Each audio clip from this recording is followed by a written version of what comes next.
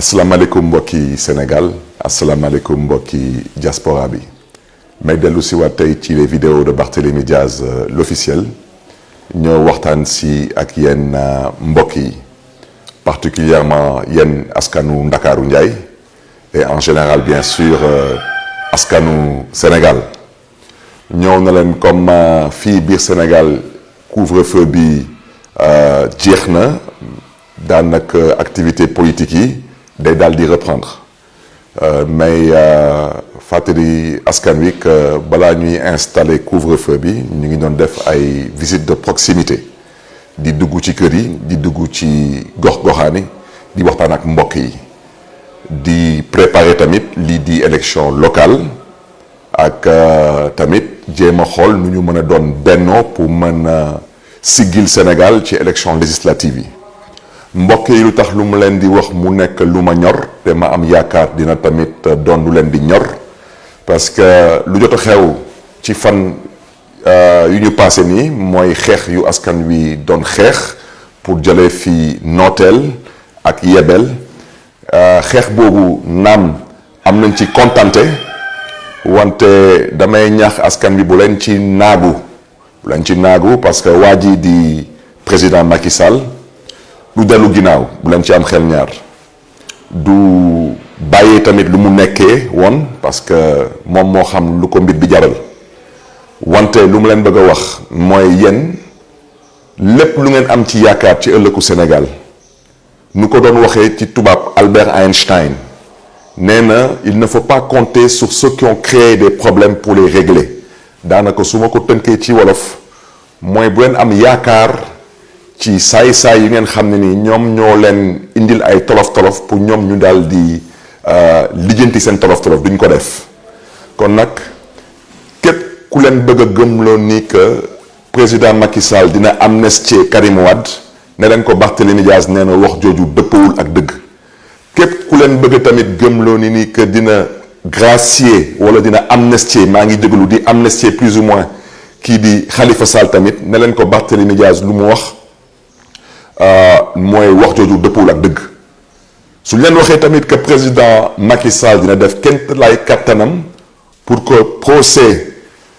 caaxaan bu ñuy woowee mooy seen procès affaire Sweet Beauté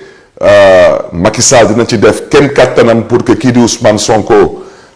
ñu mën ko setal tamit na ngeen ko wax ni que Barthélémy Diaz nee na wax jooju dëppul ak dëgg kon nag lii di fulla lii di fayda lii di jom ak gëm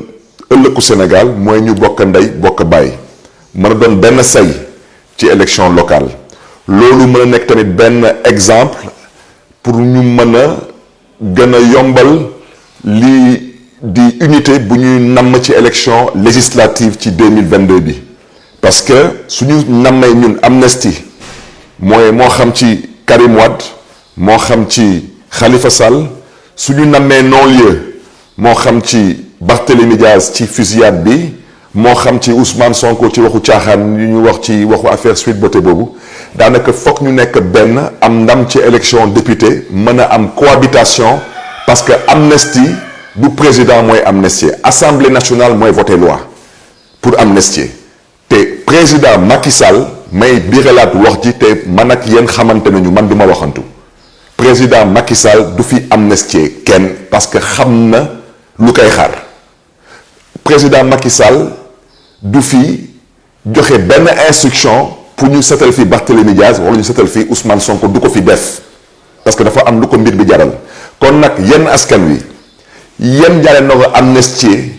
ñu ngeen nam ma ñoom ñu bokk ci élection président yéen ñaaleen noo def seen kenn kattan ba justice bi setal Ousmane Sonko parce que Ousmane Sonko lu ma doon wax ci moom waxut naa ko ba pare lu ma xalaat ci Ousmane Sonko wax naa ko ba pare te ñu ko jotuloon dégg tamit ma baaxee leen bii. Sonko nit ku baax la d'abord jullit la man ci lu ma gis ak ci lu mu dégg nit ku bëgg Sénégal la lu ma waxoon ci Khalifa Sall moom lay wax ci Ousmane Sonko moo tax moo xam yaayam moo xam ay soxnam moo xam ay doomam nañu am kontante ci seen doom seen jëkkër seen pap parce que Ousmane ku dara jàppale la te ku jara wóoru la bu ci des may waxaat bii mooy la dernière fois may indi démenti man dama bëgg askanu Sénégal ñu jàppale ni boobu man dama leen respecté te man du ma laam-laame du ma waxaale nit ndox ma respecté bii mooy dernière fois bu may indi démenti maa ngi jéglu nag bu baax a baax ci askan wi wante yéen nangu leen nangu kuy fooye seen xel munu leen gis ay nit yu mel ni Barthélémy Dias saa bu du fa boppam ma jox leen suma lépp teg ci nag fulla ak fayda jël suma bakkan bi teg ko ci xottu gerte ñu may bëgg a dëkkaloo fu ma dëkkul ku ma respecté wul ma respecté suma bopp bii mooy dernière fois bu may indi démenti na ngeen xàmmee ak di ràññee baat bi waaw te nee naa leen saay bu may wax man Barthélémy Dias damay wax ngeen di gis suma kanam dama bëgg ngeen ànd ak seen xel te ngeen di dëgg dàcc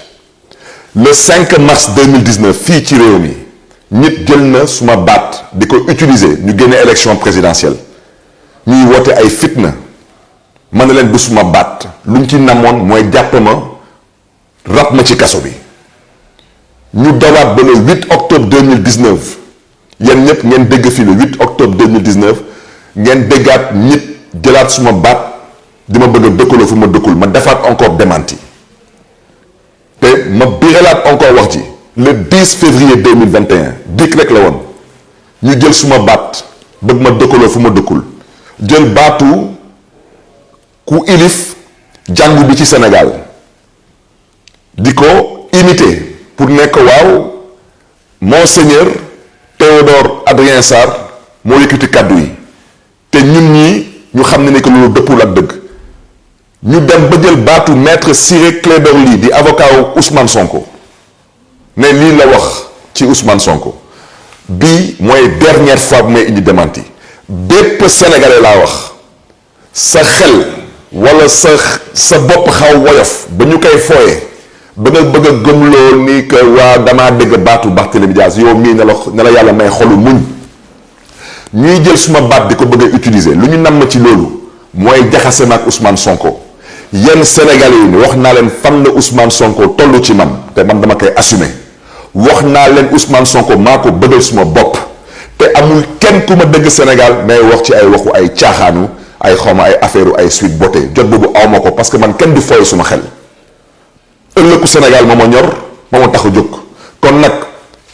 ay fake news ak xawma ay waxu ay caaxaan ay réseaux sociaux du ma ci dugg te fu may daanale ci wax bi dama ne benn violeur kese képp rek dong moo am Sénégal mooy kuy violer seen àq ak seen ay yelleef mooy kuy violer seen ëllëg daanaka di violer la constitution du Sénégal ak ku nga xam ne ni mooy violer les lois et les règlements de ce pays kooku c'est le seul violeur dans ce pays nee naa leen lu ma xalaat ci Ousmane Sonko ku ko mën a gëm nga gëm ko ku ko mënul gëm na la yàlla may xolu muñ te ku ma dégg na ngeen jàppale Ousmane Sonko parce que ku jar a jàppale la fa laa mën a yem ci wax ci bu ci des nag mbokk yi maa ngi ñaax ñépp ñu bokk ndey bokk bàyyi fu ñu jëm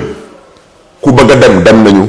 ku bëggul dem nañu parce que Sénégal kenn moomu ko du moomeelu kenn et je reviens à ce que j'ai dit il faut une unité et à ce titre j'invite tous les Sénégalais à faire preuve de patriotisme et de responsabilité il n'est pas une fois de plus l'heure de prêter le flanc ou d'être faible d'esprit kon nag mbokk yi di gërëm ñëpp di sant ñëpp di jégul tamit ñëpp di jox tamit dig ndaje askanu Ndakaaru di ngeen ñu gis di ñu dégg ci gox-goxaati biir Dakar je le répète nous sommes candidats à la mairie de Dakar c'est notre responsabilité c'est notre choix et avec le peuple de Dakar nous allons redresser une fois de plus la barre je rappelle que Dakar n'est pas négocié Dakar ne disparaîtra pas le maire de Dakar ne sera pas non plus nommé par décret présidentiel et à ce titre nous tendons la main à toutes les forces vives de la nation forces politiques force de la société civile force syndicale pour mën a bokk ndey bokk baay